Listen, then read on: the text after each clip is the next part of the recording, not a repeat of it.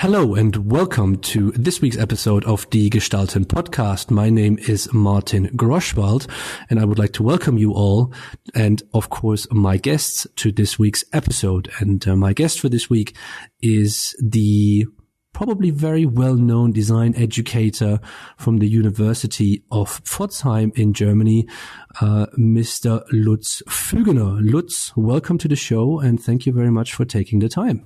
Oh, yes. Hello. Thank you for having me. Yeah, fantastic. I wanted to do this for a very long time already, and we've been obviously talking about this. And now with, let's say, the unfortunate situation of the coronavirus, we had a little bit of time to squeeze it in. So I do appreciate that very much. But for the people that don't know you, obviously you're one of the main design educators in, not just in Germany, but in the industry when it comes to transportation design. But could you give our listeners a little bit of a background of where you came from, how long you've been in the job already, so that they can put a little bit of more info to your voice in that regard? Okay. Yes. Let's try to make it short. I'm, coming from an industrial design background. But all my life I was specializing in transportation design topics, and this is what I always wanted and how I started. And so my way, just to make it short, was I started not studying design. I started studying engineering, and I did it for 2 years. And it was in the 80s, and coming from East Germany, and was in a huge university, technical university in Dresden. And so I finished my first 2 years engineering, and I never regretted that I did this. So I have sometimes a little bit more background, mechanical engineering and so on. It's never wrong to have it in design. And then I switched to design, and it was it has been moved times anyway, because it was 1989, exactly when this political things happened, the wall came down and so on. And this was exactly the point when I started to study design. The best point, because the whole world changed.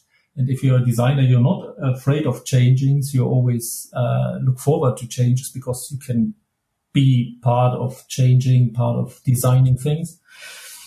And so I studied industrial design, and during my studies, I was specializing in two things. The first was transportation projects. And the second was design process, digital design process. These two things I was specializing in. And then I started my job. Within the last year, so I did my of studying, I started to do a job. So I had to do my thesis in the evening always, because I was working on a huge project. My first huge project was the S-Bahn in Berlin. So the rapid trains in the new version, the 481 version. And I was, as a student, more or less, I was responsible for the whole digital project in design. A big thing for me that days, and it worked. And then I became partner of a design studio, an existing one. Now the name of the studio, it changed. It's Studio FT, like an F, and a T, Friedrich and Theodor. And I'm still a senior manager of the studio, and we are specializing in transportation. And one of our biggest customers are bus manufacturers. But we are doing a lot of things: sports cars and environmental friendly mobility and ideations and things like that. And how did you then, when you obviously do that on the, I don't want to say professional side, but on the more hands-on side, how did you get to become a teacher? Oh, yes. And how did you become an educator? Yeah, okay, missed out this point. Yes, this was exactly what you have been asking for.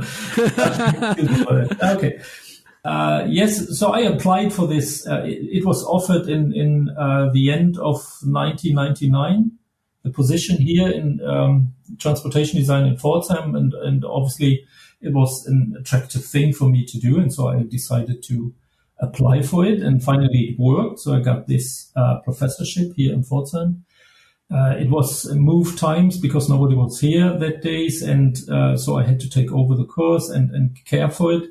And so I right away became the head of the course, of the bachelor's course. And this is what I'm still doing here. And I have a wonderful colleague, Professor James Kelly, he was absent when I entered here, so he did a small turn into industry and came back here to our place, and it's wonderful thing. And so he's caring about the master's course, and I, as a managing director, and I'm caring about the bachelor's course since 2000.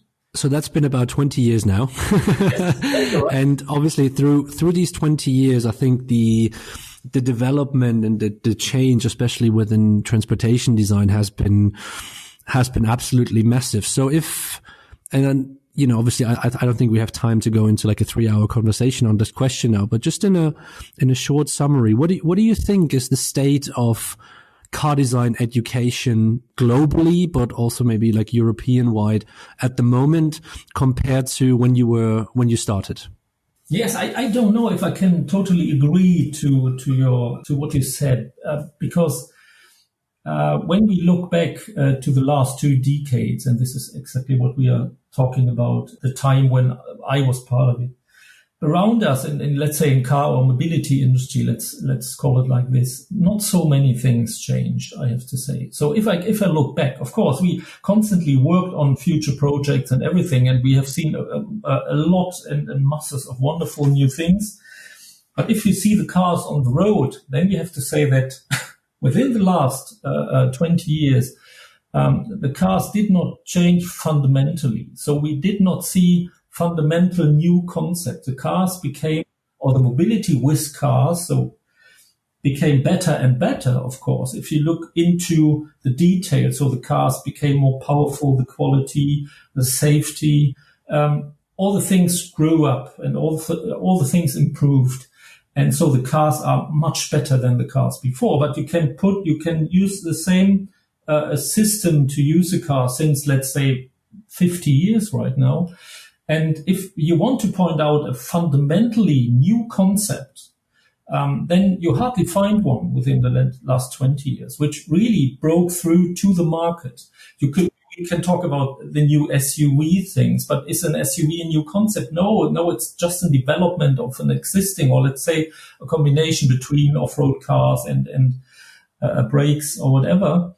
Or if you say, if you could see the smart car, the tiny smart car from Mercedes as a new concept, because it's a reduced length of the car and so on. But fundamentally, we did not do anything. We always worked on making things better. And so if I say I talk about the whole industry. And all the brand new and all the wonderful concepts we have seen never made it to the road. And so from my point of view, it's a little bit a pity, because a lot of ideas have been wasted that days. And now we are entering a new time, and the whole industry is entering a new time without wanting it sometimes, but it happened. So we all know the different reasons. So times changed, electricity is coming, we had the diesel gate, how they call it here in Germany, and so on. And so the world is changing anyway. Transportation is changing anyway. Climate change is a big issue, and so on. And so we are now facing changes. And for a designer, this is a wonderful time. Of course, if you're now in a job, it always depends on who you're working for, with which company you are strongly connected. And if you are in the good position, it can be a wonderful time for you, because now you are asked to do the real new things. But it can be that you're a little bit in trouble because your company is coming in trouble. So do you think, in terms of an educational perspective, if we compare it, because you come from an engineering background originally as well, and if we look into engineering, if we look into aerospace, there's a lot of money that's being put into the educational, the research side, that is then in the results of this money coming into the universities that being used into an actual, day-to-day activity. And if that is for NASA, or if that is for, other companies, doesn't really matter. But we don't necessarily see that through design, or at least maybe not in transportation design. Do you think that's a problem of maybe the universities as a whole in terms of how they want to take on their responsibility on a greater level? Do you think it's a problem, or, a challenge for car companies to give these, or like such projects out to universities to really experiment with them and then translate them into the real world? Or how do you think, this mix of education in design or transportation design and the industry is going to move forward to actually use these changes that we have at the moment for a better world? This is exactly the biggest question I have to ask myself all the time right now, because I've seen a lot of advantages because of the changes around me. But the question is for me, how do I have to change the education, the curriculum, and how do I have to change it? I'm convinced that I have to change it, but it's so the fix we are in, or I'm feeling being in, is right now that I have to do two things. I have to make the students able, after they left our house, able to earn money with what we teach them. So from the first day, and this is what students coming from Pforzheim are known for, that they make profit from the first day. So you don't have to re-educate them or go on educating sometimes with students. I heard from other schools, they can sit down and just work. And so they have to know about the daily business. And the daily business is a conservative business still now. So everybody's talking about electrified cars and all these kind of things. But this is not the majority they are doing right now in the studios. And this is not, these are not the products that people buy. The people talk about it, but they don't buy it right now, not in major amounts. And so I have to make it possible that they can just do their job, their daily job. On the other hand, I have to care about that within the next 30 years, or let's say 35 or 40 years, they are doing the job. When I left the planet, they still have to be able to use their education, or let's say the roots of their education. Now you have to re-educate yourself all the time, but the roots of their education, use it in several decades, and so it's always a problem with designers, and this is what we get as a feedback from important people in design in the car industry. It's always an issue that you cannot go on educating your designers. So they are not really concepts where they put a lot of money in, that they say, for instance, we send our designers 2 weeks, or let's say 4 weeks a year, to get them educated at the newest technologies in design or whatever. This is not happening. And so the fundament you're bringing from your school has to be a good fundament. Otherwise, you're a little bit lost. And so, and this distance between these 2 points, or these 2 points of gravity, from my point of view, is getting bigger and bigger. So there's a tension between the points. You can see it like a rubber band between it. And so the tension is going to be bigger and bigger. And this is what I'm constantly thinking about. How do I have to balance it? And sometimes and the feedback is always, it depends on what the people from industry giving us feedback are coming from, but what background. So if I ask them, what do you think, what do our students need in the next times? And if they're coming from a serial design background, they say, okay, they have to know their craftsmanship, design craftsmanship, otherwise we cannot accept it. And others coming from advanced project design and say they have to think as far as possible. And this is a feedback we get. And it's interesting, but I have to bring it down to a curriculum. And so it's a big thing to do right now for us. So how is that in regards to finding the students? I mean, obviously Pforzheim is one of the most prestigious universities, especially when it comes to transportation design, not just in Europe, but on the entire planet. So when you have all these directions from the industry that come, as you mentioned, from advanced all the way to the production process, how do you select the people? How do you select the students? I mean, is there maybe like a yearly change is where you have the feeling like, when they graduate in about 3 to 5 years time, depending on they're doing a master's, that's more the direction that we would like to put out into the industry, more advanced, or, more 3D based or more clay based, or what, how do you select the people? And what kind of feedback do you get from the selection process year in, year out from the industry? And, obviously, do you sometimes ask yourself the question of, oh, maybe we've selected, not always the right people for the positions we have here? Yes. A good question. Yes. In cases, in special cases, you always have the have the impression, okay, this selection was not right. But generally spoken, it's okay. It's working. The problem is, or the fact is, that the result is for our education is, or we can evaluate it by seeing if these students get a job or not, and what they're doing after they got a job. Do they keep the job? How they are competing? Do they climb up in the hierarchies? Do they are developing their careers? And so there's a delay between the decision we take to take a person in our course, and then after we can find out if we did it right or wrong.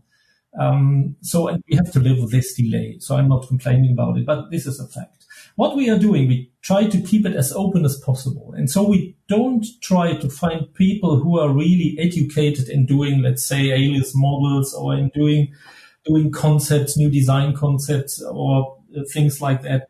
What we want to know, and it's really simple, if students or if applicants come into our house and applying for the course, we want to know, the first is if they have ideas. So if transportation, all the things about transportation is really a thing of their heart and not only of their mind, not only cars, because if it's not a thing of your heart, you should do something else or whatever. So it's a hard time you have to go through. And we try to find this out. And the second is, and this is what we prove, is if they are able to communicate by a sketch, by a pencil in their hand. So we are not looking at the new technologies when we do this application process.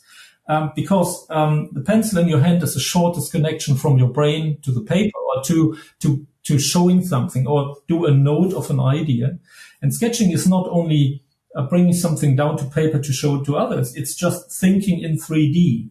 And this is what we find out. If this is for them a language they can speak, not perfectly, but they can speak. And we are not asking them to do designs if we do this application here. So it's not a secret I'm talking about. So we never ask people in this process, design a new thing. No, we just ask them to do sketches of things, short sketches, sketch things you imagine, sketch things you can see there. We put into the classroom and so on. And if their language is our language, then a big step up to up on the ladder to come into our house is managed, and then all the other things you can learn. And what we always want is that then the students within, when they come here from the first project, they influence each other. So they are not sitting home. Okay, now it's a bit different in our Corona times here. But they're not sitting home. They're sitting in our school. There's a table for everybody. There's a wall for everybody. They're sketching, putting it to the wall, and see what the others are doing. And so they're influencing each other with sketches, with technologies, with ideas about transportation. They're talking, they're searching the internet for things. And this works not only between students and the bachelors, it works between masters and bachelors, because it's a small house here. This is what we try to find out. So our common language, this is the only thing we use to pick our students. Do you think it has become much more difficult since social media has come into the lives of the young people, of everybody, pretty much? Because when I'm on Instagram, when I'm on Behance, when I'm on LinkedIn, all these kind of tools that we can use nowadays, you're almost being bombarded with sketches. I don't want to say ideas, just with the sketches. So is there a kind of a pre-social media and post-social media quality of the students, because they can just soak up so many more things? I mean, back in the day, it was difficult to get the sketches. Now it seems like you get a new sketch every single day. You have people like Sasha Silipanov, being almost, and Daniel Simon being superstars on Instagram because of their sketches.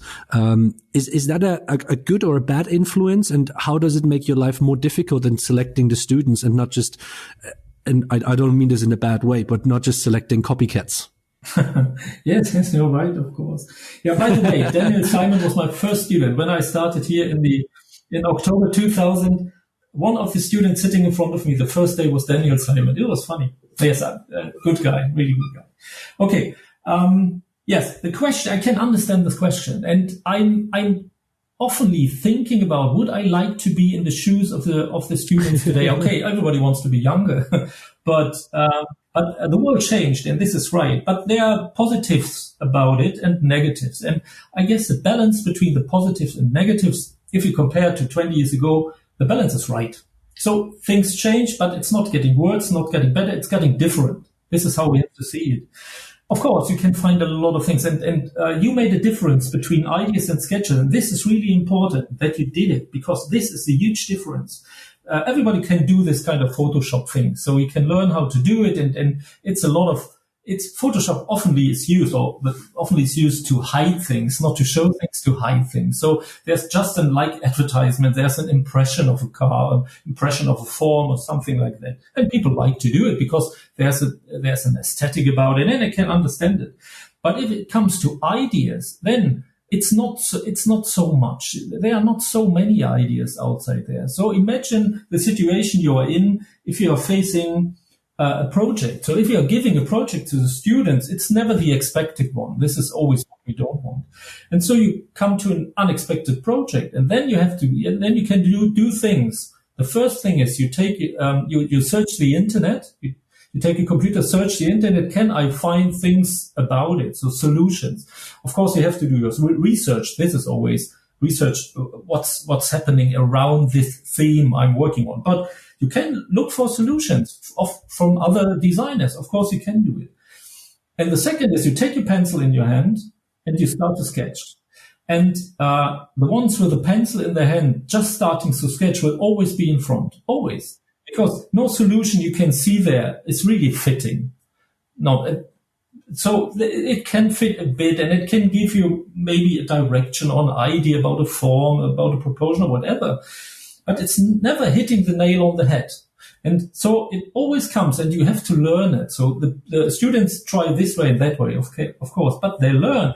If it's coming from me, if I generate the solution or let's say the ideas to solve the problem, I'm much faster then, and I can really point it out. I can really point out the good things, the good ideas. Otherwise, I have to reuse things, and it's a lot of work, and a huge amount of things. So if there would be one platform where you can just grab things, then it could be unfair, yes. But it's so huge. It's a whole lot of shit around there, and you have to pick out the good things. And this is a lot of work, and you have to be safe about what you pick. So if you're not educated, if you have no references, so in your mind, you cannot really choose what's good or what's bad about it. And so you have to learn it. And the students are clever. They find out that it's the best, easier way. Do it on your own, and then try to find out later on possibly. And it can always happen that you have an idea and the idea is existing. But it's not an issue for me. So we are educating. And if there's a good idea and you have the same idea, but you generated the idea by yourself, what's wrong about it? And the second is, and just the last sentence about it, it's always good to public things, because if you public things, you make it safe. You public it, you write your name on it, and so everybody knows about it, and it will be published a second time, then the people know, oh, this is a fake. And so there are positive things about publishing ideas and saying, okay, and put your name on it and say, this is my idea. Doesn't this entire, social media, and I'm playing a little bit devil's advocate here, but doesn't the social media put a lot of pressure on what is expected from the student nowadays? Because I had a conversation recently, which was, if you're a designer and your customer, even if it's the internal customer, is not a designer, they expect it's easy to do what you see, because like in a sketch or like in a 3D model, because you can see it everywhere nowadays. It's like, it's in AutoCAD, it's in like, any kind of car publication. There's a sketch somewhere, you can go on online, Instagram and all these things. There's always a sketch. So do you think it really puts a lot of pressure on the student to deliver something like that? Yes, of course. There's truth in what you're saying. okay, it hardly happens that the customer who is not designer, you talked about like this, is complaining about it and saying, okay, what you're doing is not impressing me because the whole internet is filled with it. And so there's an easy way to solve this problem, and this is the way my colleague James Kelly would do. You would put the pencil in his hand and say, okay, if it's so easy, just do it. Yeah. But this is not happening. This is not what you're talking about. You're talking about that it's just the pressure existing, but it's not outspoken. It's just there. Yeah. And of course, this can be an issue for a student, especially if you cannot. If you have not the experiences to find out how much idea or how much work is put into this or that project. The problem is not that we have now a lot of good ideas. The problem is that if there's a good or not so good idea in the world, it's visible for you. This is a problem. So the amount of ideas is not growing, but you can see everything. If you search for it, you can find it out. And of course, you have to relate, you have to learn, and this is what we have to care. We have to help the students about, is to relate their work to what they can see around them.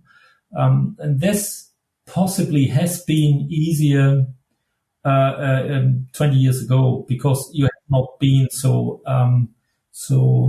let's say impressed by all the things around you. But now there's a positive about it, that if you say, okay, everything is available, then you have an overview. You can do a research. If you have a good idea, you can do a research and can find out if this is an origin you decided to do, or this is not. And on the other hand, if there's access for you, there's access for everybody. So what happens sometimes with applicants, that they apply with a portfolio, and we find sketches in the portfolio. We know these sketches are copied, and we know exactly the name because we know the guys the sketches are copied from. So you can never be sure that if you do something like that, other people cannot find out that you cheated. So the only thing, or the only issue, or the biggest issue, is that you have to cope with this problem, to not be impressed of what people are doing.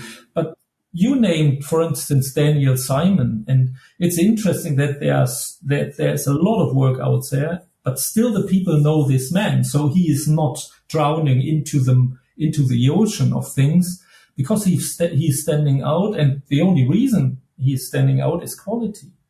And the difference between doing things and doing things with high quality, if you really prove it, so not on first view, not high quality illustrations, high quality design, to get the ability to make this difference. This is what we have to help them to be educated in. And this changed, of course, but it's possible. Yes. There's something on my mind that I've been thinking about actually for a long time, that goes along with this quality perspective. Obviously looking back, let's say 15, 20 years, the amount of schools that were teaching, in particular, transportation design, was rather limited. Especially on the highest levels. You had Pforzheim, you have Art Center, you have the RCA, and then there was a lot that didn't. There's a lot of other schools out there as well, but they're never on the same quality point. Now, there's a lot of schools now in China. There's a lot of schools in the US that want to break into this kind of area. And a lot of these schools are charging a lot of money, for these courses as well. And I don't necessarily want to put it onto the money, but, what I want to say is the quality of the students, just because of the sheer amount of new universities or universities that go into colleges and, want to go into transportation and mobility design, does that actually help? Because that, the amount of people just equals that there's more better people? Or does it also mean that, let's say, you have way more people that have maybe not the required skills to actually go onto those levels and become designers or 3D modelers or, work within the car design industry, and literally just fall down. And in the end, the only thing that they have done is they've given the university quite a bit of money to survive, but it's not necessarily about the quality anymore. So is this kind of development something good? Is that something bad? Or is it almost like indifferent because no matter where you would have gone in the past, the best ones would have survived anyways? Of course, the answer is it always depends on what side of the rifle you're standing. And of course, it is an issue that all over the world they found out that people want to pay. So it's a dream. They're fulfilling a dream. So car design, being a car designer, or let's say a transportation designer, can be a dream and like a fashion designer. So, and this is obviously if there's a market, so if people wanting it and the parents want to pay for it, then can be a business case. And if there's a business case, people try to do it. And there's nothing wrong. I cannot complain about it. And like I told you before, to prove it right or wrong, what you're doing in the education, you always get this information when it's too late for the student or for the formerly student. And from my point of view, let's translate the question in a simple sentence, this is part of the question. Can buy money good design? Good design in case of design education. I would say yes and no. And this is what calms me a little bit, that there are positives and negatives about both systems. We have people coming from the big schools in the United States or in Great Britain coming to us because they made their experiences and then they decide to come over to us because of several reasons. So I'm not saying that these schools are worse or better. I say they are different. And of course, there's a positive in our school. The fees are really low, so you don't have to pay fee if you're coming from Germany, or if you come from abroad, you have to pay, I guess, 1,500 euro a semester right now. And if you compare it to other countries, to other schools, so it's not a lot. And it's a positive thing. The negative thing is, of course, that we have not so much money to spend like other schools have. This now in these times where you have to change things, you have to buy in high frequency new technology like computers and all these kind of things. It can be a disadvantage for us, and so it's more or less balanced, like it always was. I would like to have more money, but I like to be a part of a state school because we can take our pick out of the applicants like we want. So it's not, so the people can apply even if they have no money. So not a wealthy background. So if they have the dream and if they're really good, really talented, we will pick these guys. And then there are mechanisms, financial mechanisms, not like in the US or like in Great Britain, but of course, you can be supported by state with money that you can manage to go through here without taking huge credits or coming in a bad manner. And so, from my point of view, I don't have to complain about the situation because we pick the best students or the best applicants we can find, and to start with the best people you can find is always a good point to start. Exactly, yeah. So a lot of the work is done, let's say it like this, or you are starting on a higher level. You don't have to start from scratch. And so you can balance a few misadvantages you probably have. Yeah. What do you usually see as the biggest challenge when students come in? I oftentimes, and obviously from my background, talking to a lot of people, seeing a lot of portfolios at the same time, it's oftentimes this question of art versus design. Do you think a lot of students that come into into Pforzheim, for example, still see car design first and foremost as an art, and are then maybe surprised, oh, design involves much more. You mentioned in the beginning, obviously, the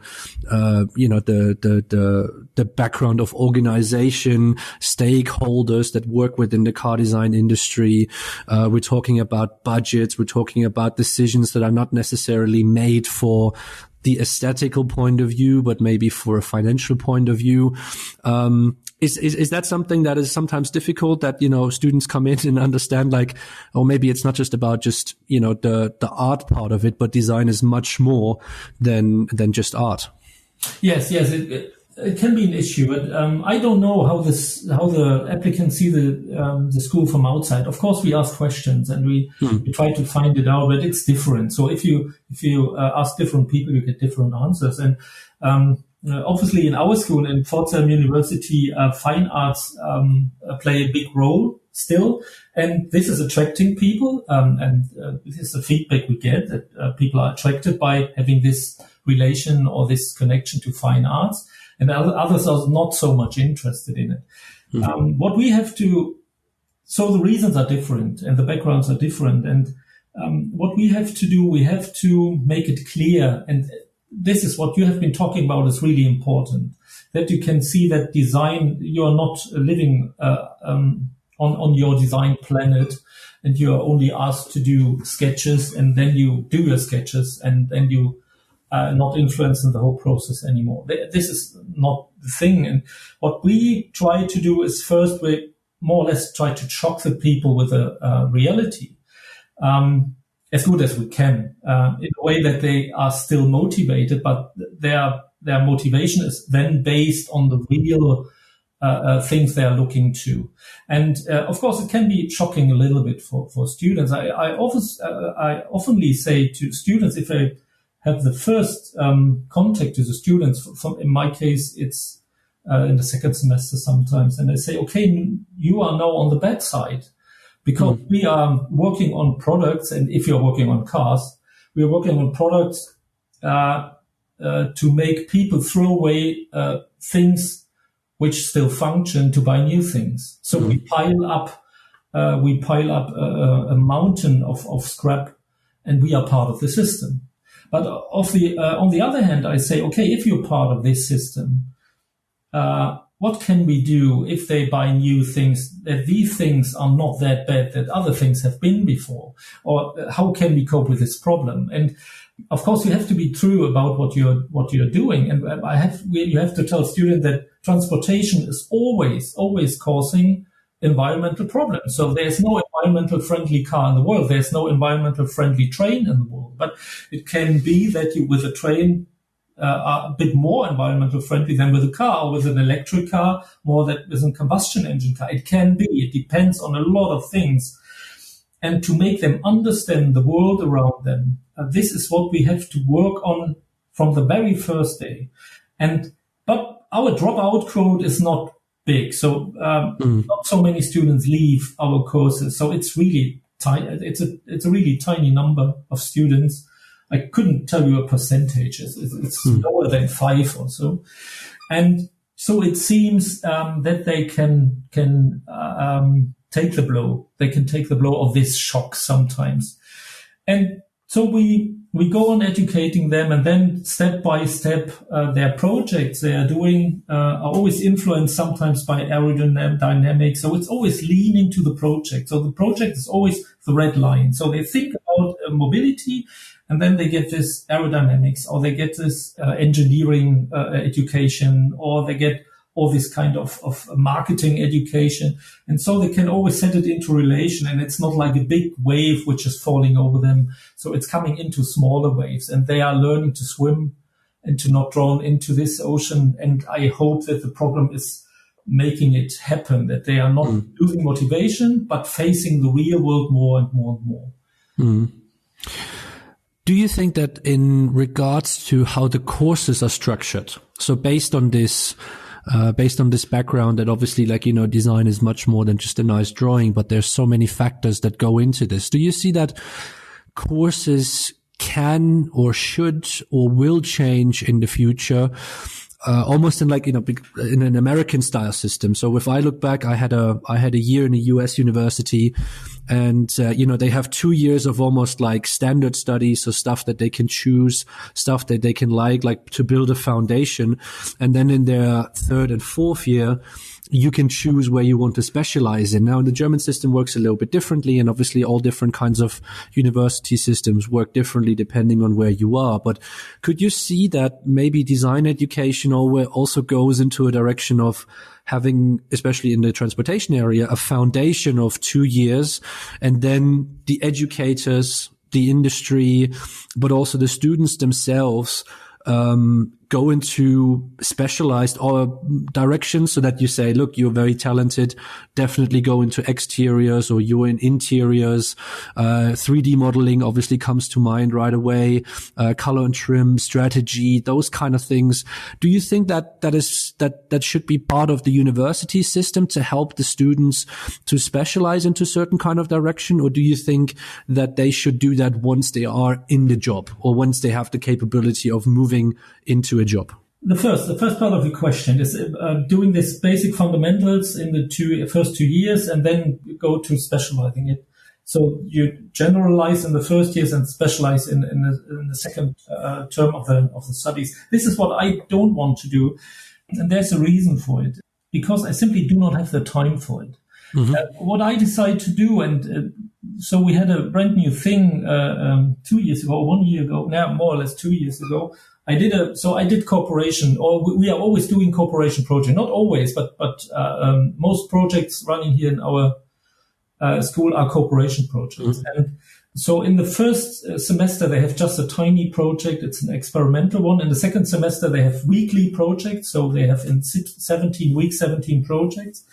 And even this design bootcamp, how I always call it, let's say, sell projects to industry. Sell is not the right word, but doing cooperations about 1 week or 2 weeks. And this is what we do. And for me, from my point of view, this is really important. So we had in the first semester a cooperation with the biggest sport shoe manufacturer in Germany. You guess who it is. And to be in contact with industry, because there's a behavior of industry to ask questions, to see, to look at things, and to communicate things. And industry mostly is not interested. Are these students in the first semester or in the second or the bachelors and the masters? They are not interested. They're just working together with them. And to get this training for the students as soon as possible is for me important. And it's because of 2 reasons. The first is they have to get used to it as soon as possible. The second is that they are confronted with a lot of several things, like you mentioned, like with more marketing related, or more related in doing pictures, just showing, presenting things, or like 3D related or whatever. So they first come in several ways in contact with the whole world. Sometimes more, sometimes less, but it works, it happens, and it will be named by people from industry. And if people from industry name it, for the student, it's true. If I name it, they always try to find out what he wants to tell me, because there's always a hidden agenda, what he wants to teach me. But people from industry don't think like this. They just do it. They just behave like they behave in industry. And this is what I always want. And so it's easier to have let's say, not a full view, but a panoramic view of things happening around. And then you can relate it to what's in your mind or in your heart. And then you can really early try to specialize and say, okay, this is what I always have been interested in. And if there are several doors opening within the semester, so it depends on the project, I will enter this door or that door. If you're offered, for instance, the exterior or the interior or whatever, then you go through the interior or the exterior door. I use the computer to do it and do a 3D printing, and I use the Claymore. And so you have to confront the students as soon as possible with everything. Then they can freely try to find out what's important. The second part of your question, yes, of course, I'm thinking about to change a little bit from a project-related, let's say, time schedule of the studies to a portfolio-related schedule. And this is what I'm working on. So it's not so easy to apply changes in the curriculum in the state school. So this is a disadvantage we have. So I cannot say, okay, from the next semester on, we change the whole thing. This is not possible. It has to be, you have to apply for it, and you have to send in plans, and it has to go through different levels of decision and so on. But this is what I'm seriously thinking about. So that if people come to our house from industry and looking for designers, or looking for young designers for an internship or so, that they can see profiles. That both can see profiles, or the one can present and the other can see a profile. And not only how good you are, because I see your project work, what you're interested in. And from first view, there's an overview. You come into room and you see, okay, here, these guys here, or this guy is more interested in CAD modeling, and this guy is more interested in this. So to have this additional information and intuitively given, this is what I'm thinking about and working on right now. I mean, I find it interesting. How does the industry let you know what they think they will need in the next few years? Because I'm personally observing this very much, that at the moment we have an incredible amount of, for example, exterior designers available in the entire schedule and in the entire world. And a lot of them struggle kind of to find a job. It takes them quite a lot of time, or, sometimes they don't even make it into an exterior design position. Like, does the industry come up to you and say, just like, look, in a few years' time, it seems like we need more interior guys, or, we need more CAD guys that have that kind of capability? Or is it a little bit hoping, or like, for you having the foresight as well to say, this is what our students should probably do to keep these numbers of them finding a job? Because in the end, that's what makes the design education, the education so important anyways, is to make sure that these guys find a way into the industry. Yeah. To answer this question, it would have been much easier, let's say 5 years ago. But now it's getting difficult, because the people from industry, coming from industry, are not knowing what the future will bring. So because things are changing a lot right now, and the positive and negative about it is that the future is not coming. So it's not like a natural thing. The future has to be made. And so the question is, who's making the future? Who is just waiting, like the rabbit in front of the snake?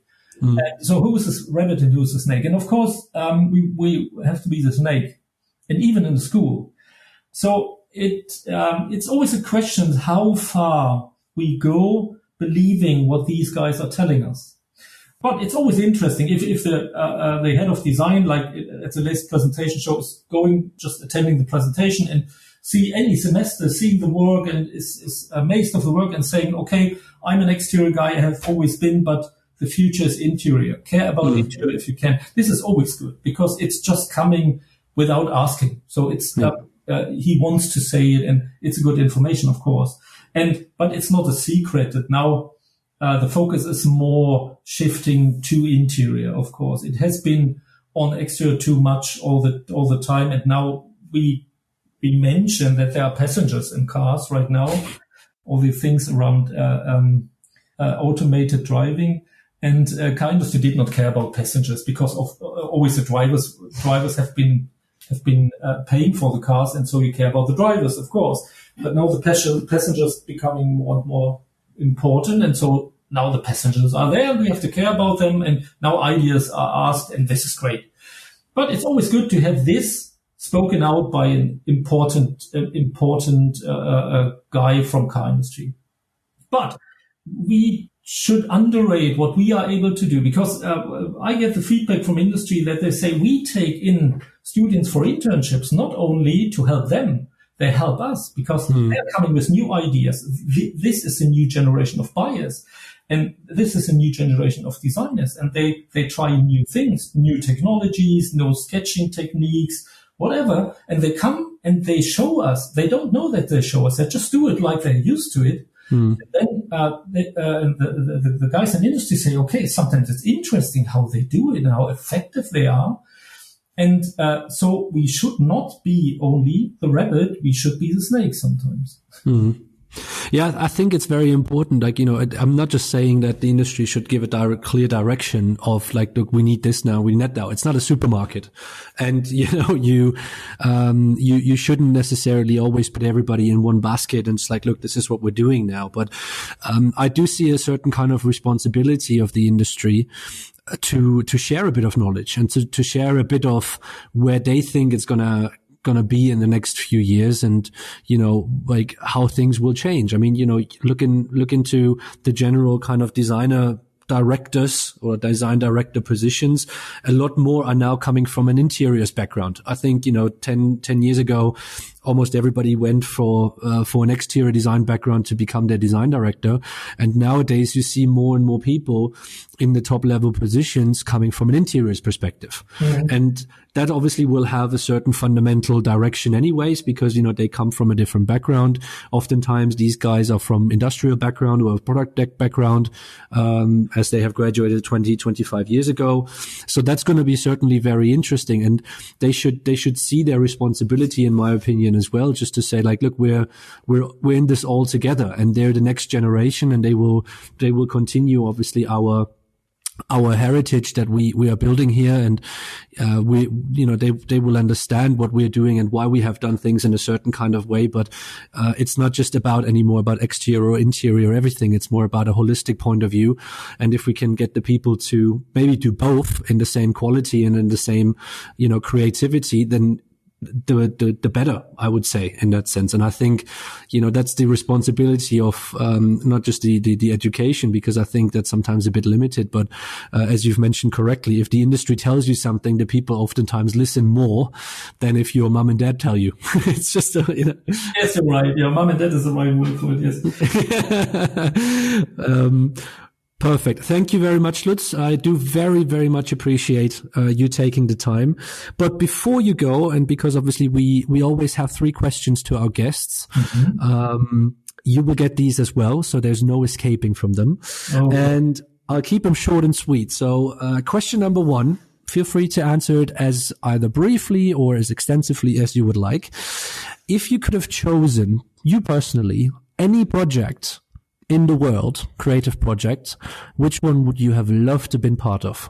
Any creative, how long I have to think about it?